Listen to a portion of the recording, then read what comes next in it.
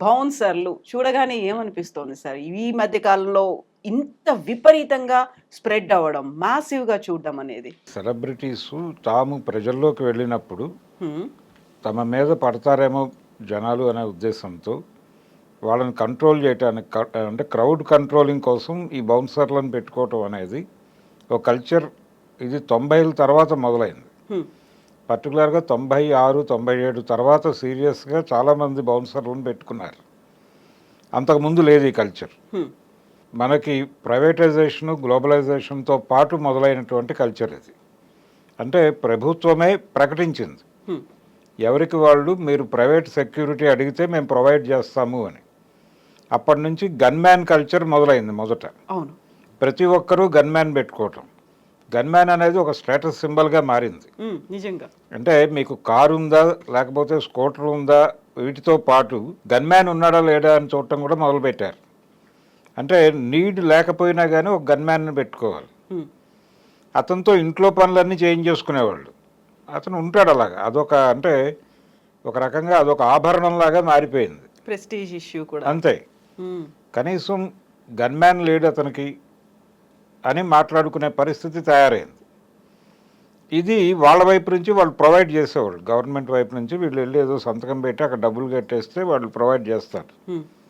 ఈ private security ఏర్పాట్లు కూడా అప్పటి నుంచే మొదలైపోయినాయి. వీటితో పాటు వీటికి అదనంగా ప్రైవేటు ఆర్మీని మీరు క్రియేట్ చేసుకోవచ్చు, మీరు పెట్టుకోవచ్చు అని ఒక ఇది ఇచ్చేశారు అవకాశం. హ్మ్. ఎప్పుడైతే అవకాశం ఇచ్చారో ప్రతి వాళ్ళు బౌన్సర్లను పెట్టుకోవడం మొదలుపెట్టారు. ఈ బౌన్సర్ల తయారీ కేంద్రాలు వెలిసినాయి. హ్మ్. వాళ్ళని ట్రైన్ చేస్తారు అన్ని విధాలుగాను, జనాల్ని కంట్రోల్ చేయటం ఎలా అని.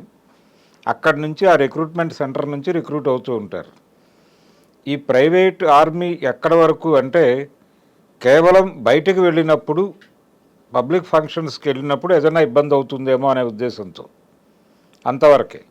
దీనికి ముందు దశలో పెద్ద హీరోలు ఏదైనా పబ్లిక్ ఫంక్షన్కి వెళ్ళాలంటే హ్మ్. తెర వెనక నుంచి వెళ్ళేవాళ్ళు. అంటే ఏదో ఒక పద్ధతిలో కనిపించకుండా సైలెంట్. కనిపించకుండా అలా పైకెక్కి మాట్లాడి రహస్యంగా వెళ్ళిపోయేవాళ్ళు. అది ఎవరికి ఇబ్బంది లేని వ్యవహారం. హ్మ్.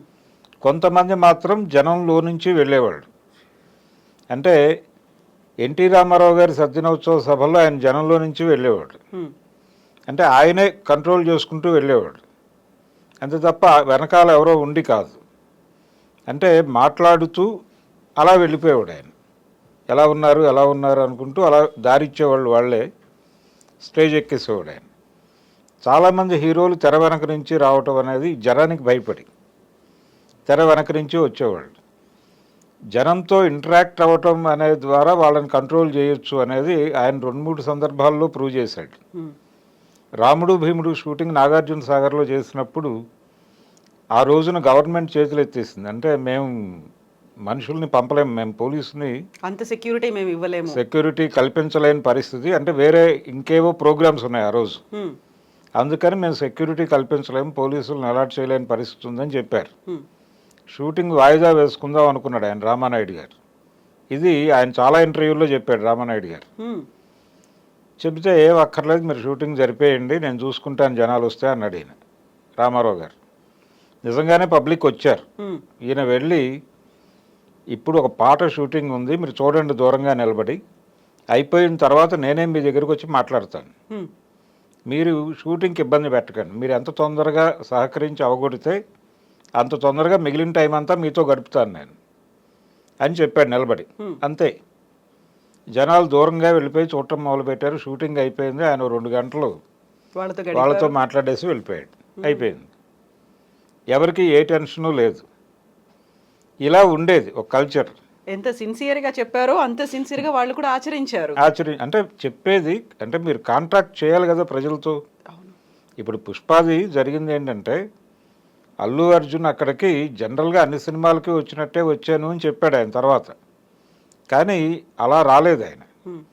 జనరల్గా హీరోలు అనుసరించే పద్ధతి ఏంటంటే థియేటర్లోకి వెళ్ళిపోయి సైలెంట్గా థియేటర్లో ఆడియన్స్ మధ్యలో కూర్చుని వాళ్ళకే తెలియకుండా హ్మ్. సడన్గా ఇంటర్వెల్ టైంలో ఒకసారి లేచి చెయ్యి ఊపుతాడు ఆయన. ఎలా ఉంది సినిమా అంటే అద్భుతం అంటారు వాళ్ళు, అయిపోతుంది కాసేపు చప్పట్లు కొడతారు మళ్ళీ కూర్చుంటారు సినిమా మొదలవుతుంది వీళ్ళు వెళ్ళిపోతారు. ఇదొక పద్ధతి. హ్మ్. లేదు సినిమా నడుస్తూ ఉండగా స్టేజ్ మీదకి వచ్చి మాట్లాడటం అనేది ఇంకో పద్ధతి. ఇవేవీ కాకుండా థియేటర్ బయట ప్రోగ్రాం పెట్టాడు ఈయన. థియేటర్ బయట ప్రజలకు అభివాదం చేయటం అనే పని మొదలుపెట్టాడు. దీనికి ఆ లోకల్గా ఉన్న ఆయన అభిమానులందరికీ మెసేజ్లు వెళ్ళినాయి, ఆ థియేటర్కి వస్తున్నాడు అని. అంటే ఆయన పిఆర్ టీం పంపించేసింది. దాంతో వాళ్ళు వచ్చేసారు. ఆ థియేటర్ కెపాసిటీ ఎంత అనేది ఎవరికి తెలియదు. ఇప్పుడు థియేటర్ల పరిస్థితి ఎలా తయారైందంటే ఇవన్నీ కూడా 2 వీలర్స్ ఎక్కువగా ఉన్నప్పుడు డిజైన్ చేసినటువంటి థియేటర్స్.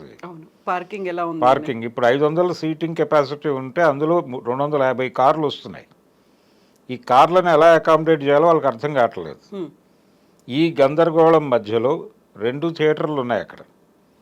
2వ థియేటర్కి వచ్చినటువంటి కార్లు దాంతో ఒకవైపు ప్యాక్ అయి ఉంది. ఆ 2వ వైపు చాలా తక్కువ, దాదాపు 10 కార్ల కంటే పట్టే ప్లేస్ లేదు అక్కడ. ఈ గందరగోళం మధ్యలోకి ఇతను వచ్చి నిలబడ్డాడు. బయట అభిమానులు ఉన్నారు, వీళ్ళని కంట్రోల్ చేయడానికి బయట రోడ్డు మీద ట్రాఫిక్ ఉంది. దాంతో పోలీసులు లాఠీచార్జీ లాంటిది చేశారు అక్కడ. దాంతో ఈ ప్రజలు థియేటర్లోకి వచ్చేసారు, ఫ్యాన్సే వచ్చారు. ఈ ఘర్షణ మధ్యలో జరిగినటువంటి సంఘటన అది. ఆ తోపులాటలు, ఆ అమ్మాయి చనిపోవటం, రేవతి అనేటువంటి అమ్మాయి చనిపోవటం అనేది అక్కడ అలా జరిగింది. అది ఆయనకేమో బౌన్సర్లు ఉంటారు కాబట్టి ఆయనకు వచ్చిన ఇబ్బంది ఏం లేదు. వాళ్ళు ప్రొటెక్ట్ చేస్తూ లోపలికి తీసుకెళ్లి కూర్చోబెట్టి ఆయన బయటకు తీసుకెళ్ళిపోతారు. అది వాళ్ళ బాధ్యత, సెక్యూర్డ్గా ఉంచడమే వాళ్ళ బాధ్యత. కానీ ఈ అమ్మాయికి బౌన్సర్లు లేరు. ఈవిడ కేవలం అల్లు అర్జున్ని చూడటం కోసం వెళ్ళలేదు అక్కడికి, తన కుమారుడికి సినిమా చూపించడం కోసం తీసుకెళ్లారు అంతే. దాంతో ఆవిడ ప్రాణం కోల్పోవాల్సి వచ్చింది. అతను చాలా కాలం హాస్పిటల్లో సఫర్ అయ్యాడు పిల్లాడు. ఈ కండిషన్ అంటే ఏం కన్వే చేయదలుచుకున్నాడు అల్లు అర్జున్ అక్కడికి రావటం ద్వారా? ఒక ప్రచారంలో భాగంగా వచ్చాడు అక్కడికి. ప్రచారం, ఆ సినిమాకు ఒక పబ్లిసిటీ క్రియేట్ చేయటము, బజ్ క్రియేట్ చేయటంలో భాగంగా వచ్చాడు. అక్కడ ఆయన ప్రయోజనం ఉంది. ఆ ప్రయోజనం కోసం ఆయన హడావిడి క్రియేట్ చేశాడు. ఏం జరుగుతోంది ఇక్కడ అని రోడ్డు మీద వెళ్ళేవాడు మాట్లాడుకోవాలి. అల్లు అర్జున్ వచ్చాడు, ఇంత హడావిడి జరుగుతోంది అని ఇంటికి వెళ్ళి కూడా మాట్లాడుకోవాలి వాళ్ళు. ఏంటి ఆ సినిమా పుష్ప 2 బాగుందా, ఈ డిస్కషన్లో వాళ్ళు థియేటర్కి రావాలి. ఈ ప్రోగ్రాంలో భాగంగా వచ్చాడు ఆయన. ఆయన పర్సనల్ అంటే ఆ ప్రోగ్రాము అదంతా ఆ సినిమా కోసం వాళ్ళ స్వార్థము, 300 కోట్ల రెమ్యూనరేషను ఈ ప్రోగ్రాంలో భాగమే అదంతా. కానీ ఆవిడ పాపం కొడుక్కి సినిమా చూపించాలని వచ్చి ప్రాణం కోల్పోయింది. అందుకని ఏ ప్రోగ్రాం ఎక్కడ చేయాలి అనేది ఒక విచక్షణతో చేయాలి అంతే తప్ప గ్రాంటెడ్. నేను ఇంతకుముందు కూడా చాలాసార్లు వచ్చాను, అప్పుడు ఎప్పుడూ జరగలేదు, ఇప్పుడు జరిగింది అంటే అప్పుడున్నటువంటి పరిస్థితులు ఇప్పుడున్నటువంటి పరిస్థితులు ఇవన్నీ మీరు ఏవైనా బేరీజ్ వేసుకుని డిజైన్ చేశారా? ఎక్కడ ఈవెంట్ చేస్తున్నాము, ఆ ప్లేస్కు ఉన్నటువంటి కెపాసిటీ ఏమిటి అనే దానికి సంబంధించి కనీసపు అధ్యయనం చేయాలి కదా మీరు. అది కూడా చేయలే, అంటే బాధ్యతారాహిత్యం. అలా ఆ ఇన్సిడెంట్లో ఒక బాధ్యతారాహిత్యం ఖచ్చితంగా ఉంది.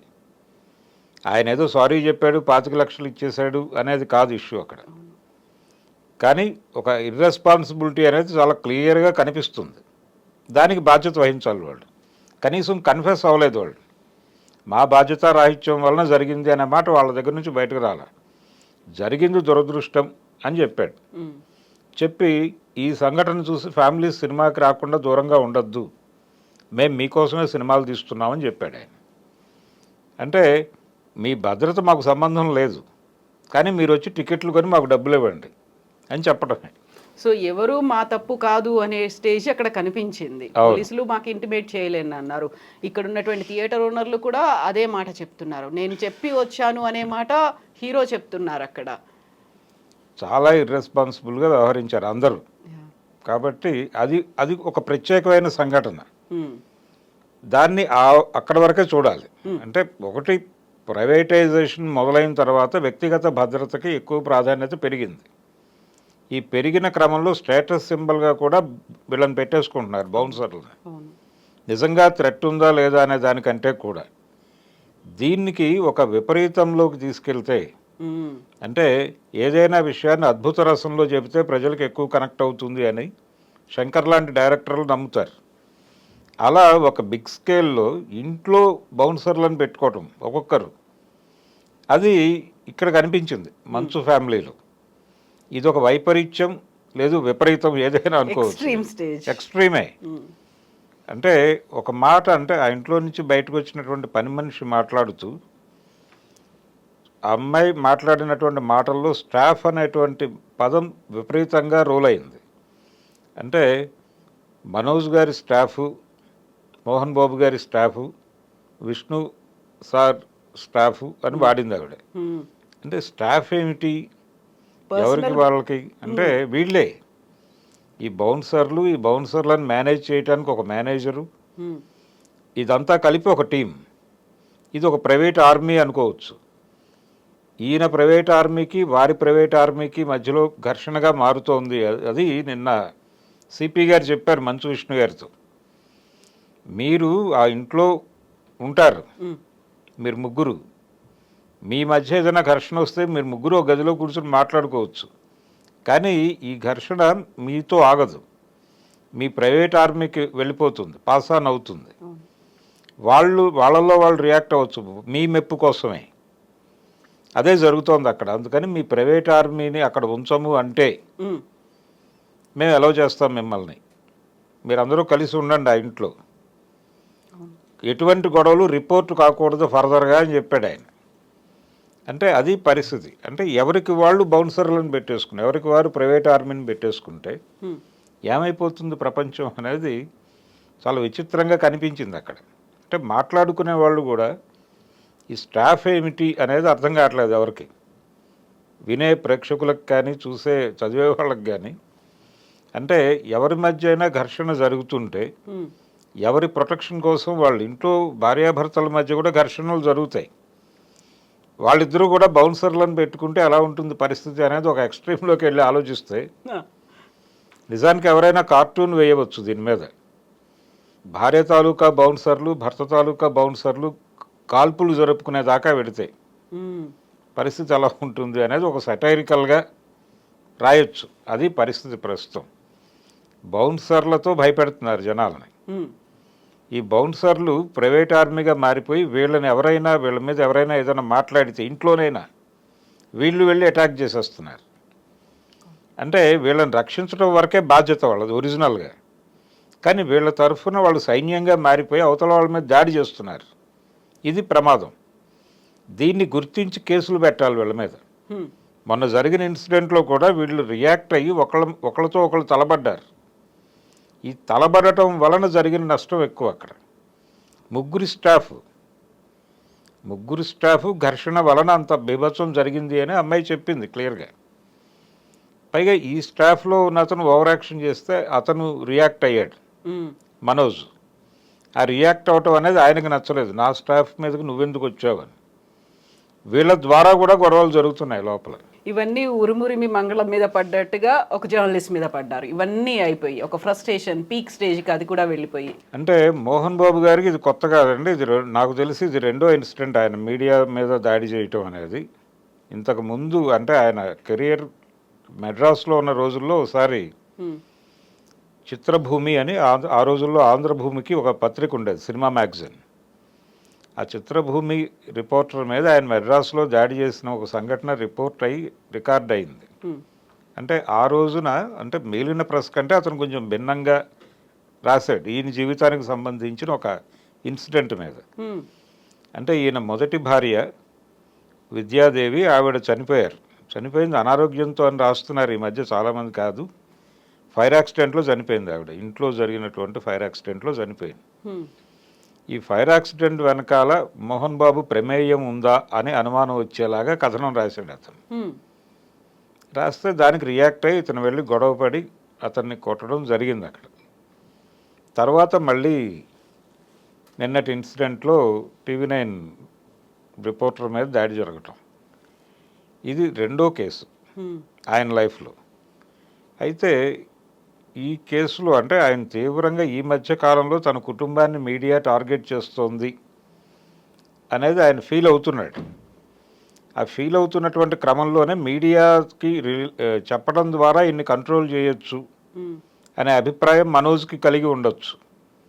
కలగటం వల్లనే ఆ మధ్య ఒకసారి ఆయనే స్వయంగా అంటే ఒక ఆడియో బయటకు వచ్చింది. ఒక వీడియోతో పాటు మనోజ్ వాయిస్తో ఒక ఆడియో బయటకు వచ్చింది. అదేంటంటే, ఇలా మా బంధువుల్ని టార్చర్ పెట్టి కంట్రోల్ చేసే ప్రయత్నం చేస్తున్నాడు మా అన్న అని చెప్పేసి తన స్టాఫ్ని అన్నొచ్చి బెదిరించినటువంటి ఒక వీడియో పెట్టాడు ఆయన. అవును. పెట్టి తర్వాత అది నాకు సంబంధం లేదు, అది ఎలాగో బయటకు వచ్చిందని చెప్పాడు. అంటే అప్పుడేదో టెంపరీగా మాట్లాడుకుని ఉంటారు వాళ్ళు, ఉమ్, కానీ అదేదో మీడియా క్రియేట్ చేసినట్టుగా మాట్లాడాడు తర్వాత తనే, మనోజే. మా ఇంట్లో ఏం జరుగుతోందో నన్ను అడగండి, మీడియాని అడగండి అన్నాడు ఆయన ఉమ్, ఓ చోట చాలా వెటకారంగా. సరే, అదొక ధోరణి. కానీ మీడియా తనని ఇబ్బంది పెడుతోంది అని మోహన్ బాబు గారు ఫీల్ అవటం అనేది జరుగుతోంది. వాళ్ళ ఇంట్లో హెయిర్ డ్రెస్సర్ని కొట్టారు ఒకసారి. అది దాదాపుగా మీడియాలో విపరీతంగా సర్క్యులేట్ అయింది, చాలామంది మాట్లాడారు. దాంతో ఆయన తీవ్రంగా గాయపడ్డాడు. అప్పటి నుంచి ఆయనకు మీడియా మీద ఒక చిరాకు, కోపం ఉంది. అంటే టార్గెట్ చేస్తున్నారు తమని,